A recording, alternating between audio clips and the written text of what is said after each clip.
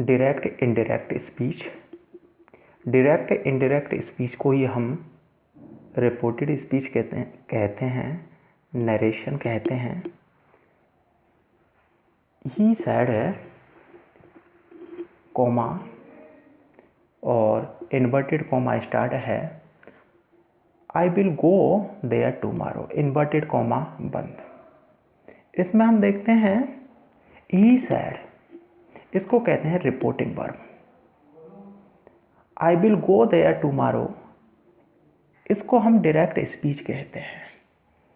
Direct speech से अभिप्राय है किसी बात को एज इट इज कहने वाले के शब्दों में और कहना, कि जिस किसी ने इसे स्टेटमेंट को बोला है और उसको हम एज इट इज कहते हैं, ज्यों का त्यों और लिखते हैं। और अब देखो, इसको जब हम डायरेक्ट स्पीच को इनडायरेक्ट स्पीच में चेंज करते हैं, जैसे ही सैड, अब देखो यहाँ पर reporting verb, he said that है I would go there, I would go there the next day. अब यहाँ पर हम देखते हैं कि ये सेंटेंस है हमने इनडायरेक्ट स्पीच या रिपोर्टेड स्पीच में चेंज कर दिया है। और इनडायरेक्ट स्पीच में हम देखते हैं किसी भी बात को अपने शब्दों में और कहते हैं। यहाँ पर हम इनडायरेक्ट स्पीच में अब किसी भी बात को हम अपने शब्दों में कहते हैं, लेकिन डायरेक्ट स्पीच में जो स्पीकर के द्वारा स्टेटमेंट कहा गया है उसको ज्यों का त्यों लिखते हैं।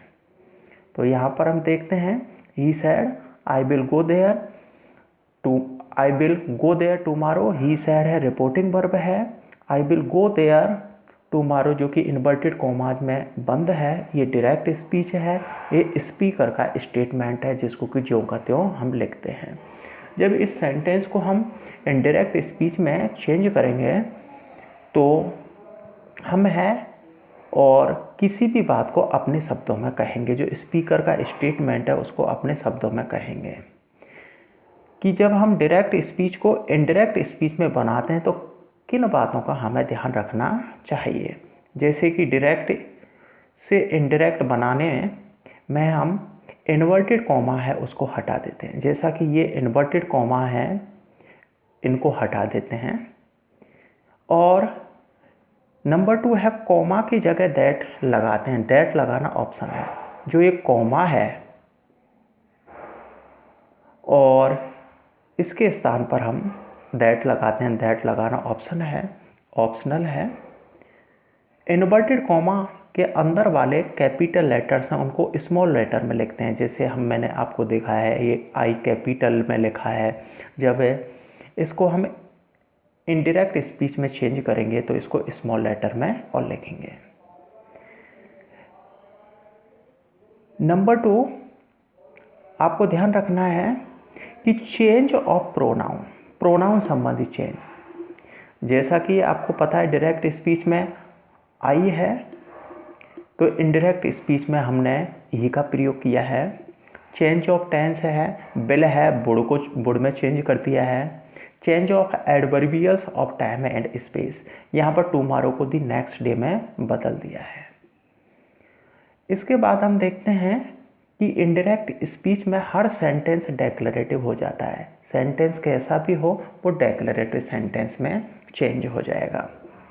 डेक्लरेटिव सेंटेंस है उसकी पहचान है subject plus verb dot dot full stop आता है, और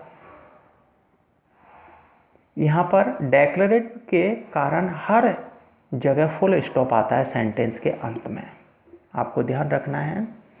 से है इसका प्रयोग है हम डायरेक्ट और इनडायरेक्ट दोनों स्पीच में करते हैं, जबकि टेल है उसका प्रयोग है डायरेक्ट स्पीच में ही करते हैं। टोल्ड के बाद में टू का प्रयोग नहीं होगा। टोल्ड है जो वर्ब है अपने बाद में टू प्रपोजिशन नहीं लेती है, लेकिन से और सजेक्स दो ऐसे वर्ब हैं जो अपने बाद में क्या लेते हैं, टू प्रपोजिशन लेते हैं। सजेक्टेड टू और सैड टू। इसके बाद में हम देखते हैं कि चेंज ऑफ प्रोनाउन संबंधी बदलाव कैसे किया जाता है। ही या she said I am P G. तो हम देखते हैं कि जो डायरेक्ट स्पीच में जो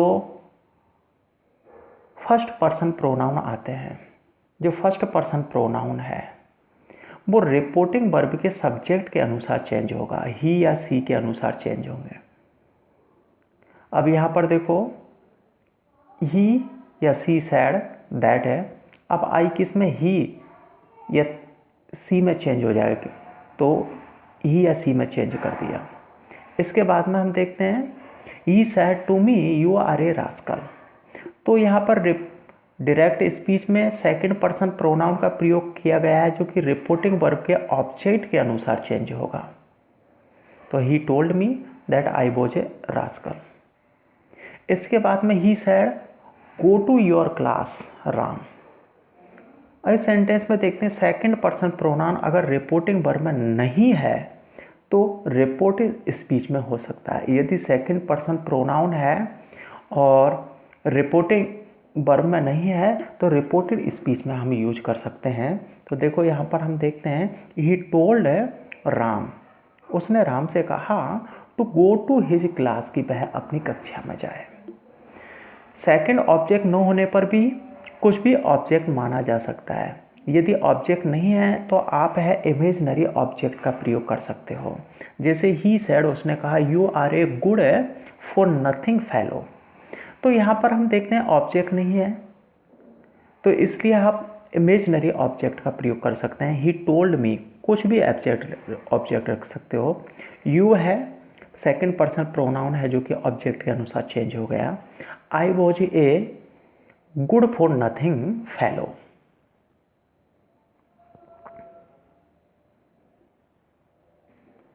इसके बाद हम देखते हैं he sad C is busy. तो यहाँ पर देखते हो डायरेक्ट स्पीच में हम देखते हैं सी है थर्ड पर्सन प्रोनाउन है जो कि नो चेंज रहेगा। He said that she was busy. अब हम देखते हैं he said we have won the match, उसने कहा।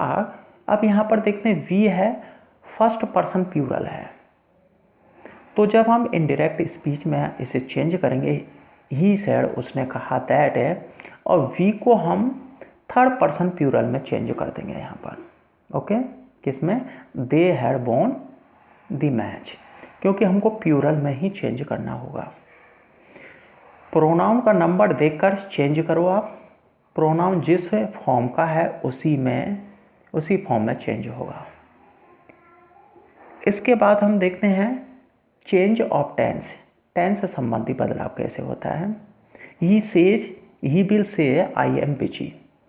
तो आपको ये देखना है कि यदि रिपोर्टिंग वर्ब प्रेजेंट है या फ्यूचर टेंस में है। यदि रिपोर्टिंग वर्ब है, रिपोर्टिंग जो वर्ब है प्रेजेंट या फ्यूचर टेंस में हो तो नो चेंज रहेगा, केवल प्रोनाउन संबंधी चेंज होगा।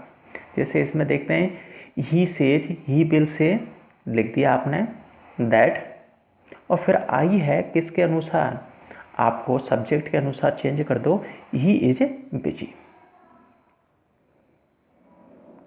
इसके बाद में हम देखते हैं he said I will go there. अब यहाँ पर देखते हो सैड है, अब रिपोर्टिंग वर्ब पास्ट में है इसलिए इसमें टेंस से संबंधित और चेंजेज होगा। ही सैड है दैट है, ही वुड गो देयर, कि वह जाएगा। रिपोर्टिंग वर्ब के पास्ट में हो तो आगे वर्ब पास्ट में चेंज होगी। यदि रिपोर्टिंग वर्ब पास्ट टेंस में नहीं है तो वर्ब चेंज नहीं होगी।